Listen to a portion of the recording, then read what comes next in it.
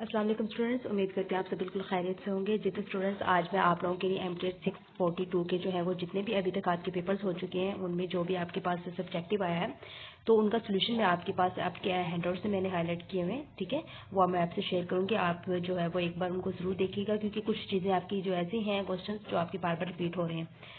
तो ये तो आपके पास व्हाट इज फ्लूइड है, आपने जो है वो फ्लूइड की डेफिनेशंस कर लिया और ये तो आपके पास अभी तक जो है वो एज MCQs आए हैं, वैसे नहीं आया। आपके पास जो शॉर्ट और लॉन्ग आए हुए हैं वो मैं आपको बता देती हूँ कौन सा है वो। जैसे फ्लो सेपरेशन, आपसे ना डेफिनेशन उन्होंने पूछी है फ्लो सेपरेशन की, तो आप ये जो है वो कर लीजिएगा अच्छे तरीके से। और इसके बाद आपके पास जो है वो नेक्स्ट जो आपके पास आया हुआ है, यहाँ पे आप देख सकते हैं एक्सटर्नल फ्लो और इंटरनल फ्लो में डिफरेंस पूछा हुआ है, ठीक है। आपने ये बहुत अच्छे तरीके से कर लेना है।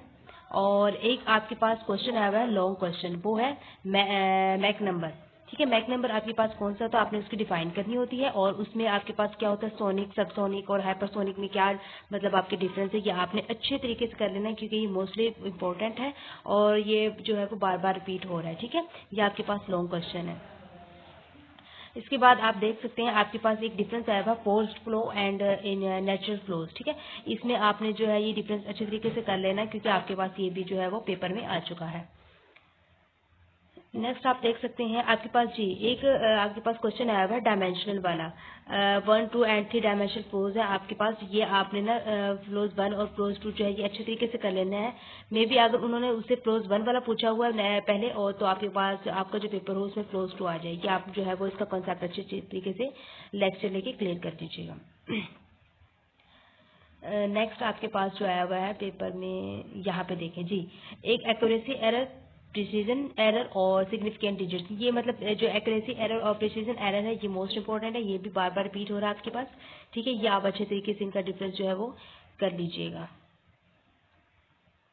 नेक्स्ट जो आपके पास डेंसिटी की डेफिनेशन कर लीजिएगा और स्टूडेंट्स आप जो है वो डेफिनेशन जितनी भी इसमें आई हुई वो आप अच्छे तरीके से कर लीजिएगा क्योंकि वो अगर आपके पास से एज अ शॉर्ट नहीं आ रही तो वो आपके पास जो है वो MCQs में जरूर पूछी जा रही है, ठीक है।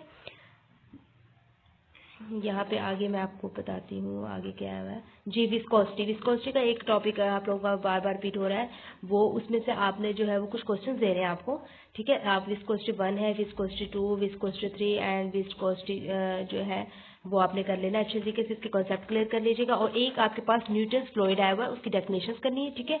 और उसकी ना टू एग्जांपल्स भी करनी है, ठीक है।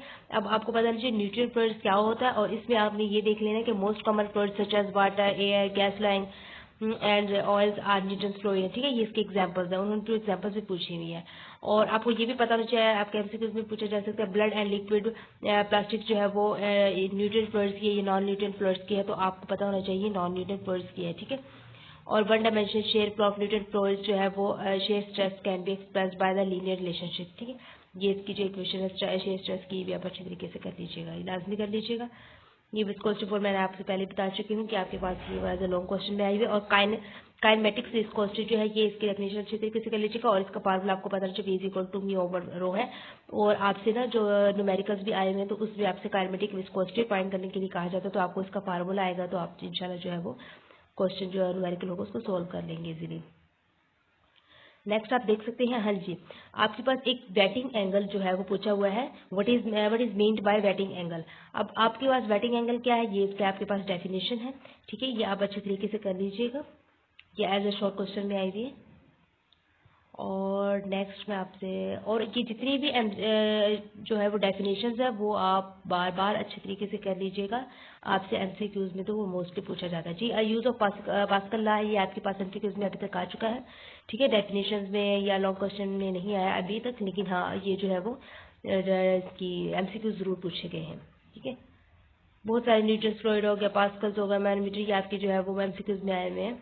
मैनोमीटर की डेफिनेशंस भी कर लीजिएगा। बैरोमीटर हो गया, ये आपको पता होना चाहिए क्या चीज़ होती है। इसके बाद आपके पास जो है जी फ्लूइड काइनेमेटिक्स जो है इसकी डेफिनेशन अच्छे तरीके से कर लीजिएगा, ये भी आपके पास शॉर्ट क्वेश्चन में पूछी जा चुकी है जी। एक आपके पास एडवेक्टिव एक्सेलरेशन है, तो आपको पता चले एडवेक्टिव एक्सेलरेशन क्या होता है, ये भी अच्छे तरीके से कर लीजिएगा, ये भी आपके पेपर में आ चुका है।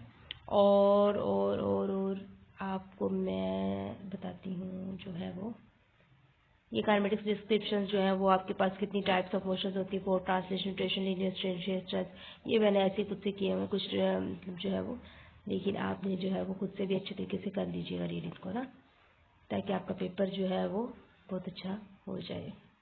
जी स्टूडेंट्स, एक आपके पास एग्जांपल आई हुई 2 डायमेंशन वेलोसिटी फील्ड की, तो इस तरह का कोई एक न्यूमेरिकल आया हुआ था, ठीक है। तो इसका आप सोल्यूशन देख सकते हैं और ये भी आप अच्छे तरीके से कर लीजिएगा, क्योंकि आपके पेपर में आ चुका है, इसका मतलब वो आपके पास इंपॉर्टेंट चीज़ है। इंपॉर्टेंट तो सारी चीज़ें ही हैं इसमें तकरीबन ना, आपको कंसेप्ट क्लियर करने की ज़्यादा ज़रूरत है। और दूसरी बात ये कि जो चीज़ पेपर में आ चुकी है तो उसको आप एक दो बार जो है वो रिवाइज कर लें, क्या पता आपके पेपर में जो वो रिपीट हो जाए, क्योंकि आपकी चीज़ें कुछ ज़्यादा जो चीज़ें होती है वो रिपीटेड होती है। आपको पता होना चाहिए न्यूटन सेकंड लॉ क्या होता है, एक्सेलरेशन क्या होता है, आपके पास इनके फार्मूले होने चाहिए, ताकि आपके पास जो है वो न्यूमेरिकल आए तो आप इनके फार्मूले पुट करके आप इसको सोल्व कर सकें।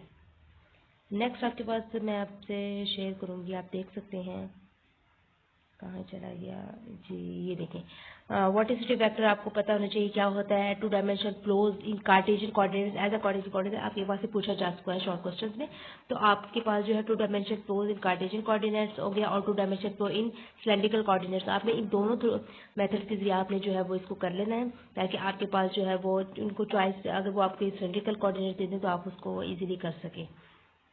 इसके बाद आपके पास जो पेपर में आ चुका है, यहाँ पे मैंने हाईलाइट किया हुआ है, ये 3 डायमेंशन लेबनिज थ्योरम, आपको इसका लेबनिज थ्योरम का जो है ये फार्मूला आपको आना चाहिए, ठीक है। ये आपसे फार्मूला पूछ सकते हैं वैसे। आगे किधर चला गया, आगे आगे आगे आगे, यहाँ पे देखें लीनियर मोमेंटम, ठीक है।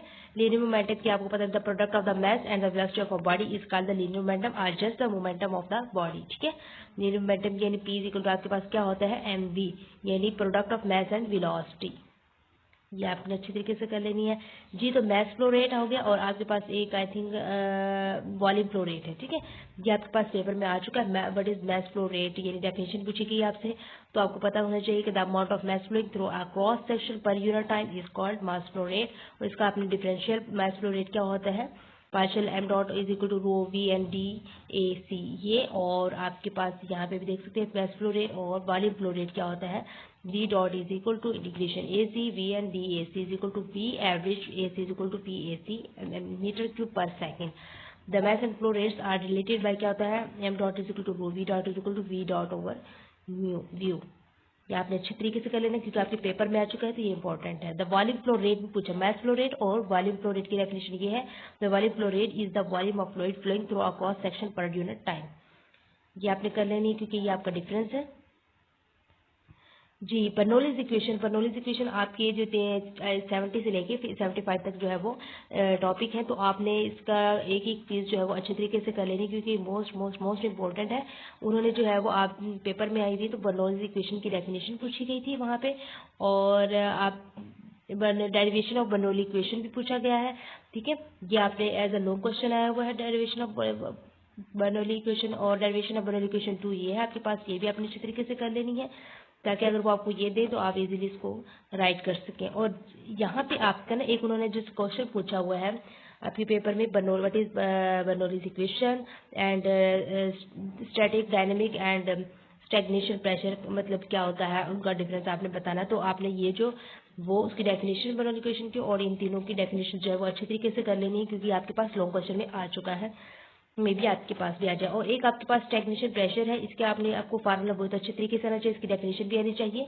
The sum of the static and dynamic pressure, जो स्टैटिक और डायनेमिक प्रेशर का जो सम होगा वो क्या कहलाएगा, स्टैग्नेशन प्रेशर कहलाएगा। और इसका ना आपको फार्मूला इसलिए आना चाहिए क्योंकि आपके पास एक न्यूमेरिकल आ चुका है, उसमें स्टैग्नेशन निकालना था कि वैल्यू, स्टैग्नेशन की वैल्यू निकालनी थी, तो आपको फार्मूला आएगा तो जो है वो आप उसका स्टैग्नेशन जो है वो वैल्यू निकाल सकेंगे इजीली। और यहाँ पे जी एक स्टेडी फ्लो है, ये आपने ये जितनी भी डेफिनेशन है आपने तमाम डेफिनेशन अच्छे तरीके से कर लेनी है जी। तो स्टूडेंट्स ये था आपका जो पेपर्स आ चुके हैं वो मैंने आपके हैंडआउट से ही हाईलाइट करके आपको बता दिए हैं, ताकि आपको पेपर तैयार करने में इजी रहे, आपको आइडिया हो कैसे कैसे क्वेश्चन आ रहे हैं। और अगर आपको मेरी वीडियो पसंद आई हो तो प्लीज़ सब्सक्राइब एंड लाइक ज़रूर कीजिएगा और शेयर भी ज़रूर कीजिएगा अपने ग्रुप्स में, ताकि आपके साथ साथ दूसरों का भी भला हो। थैंक यू सो मच, अल्लाह हाफिज़।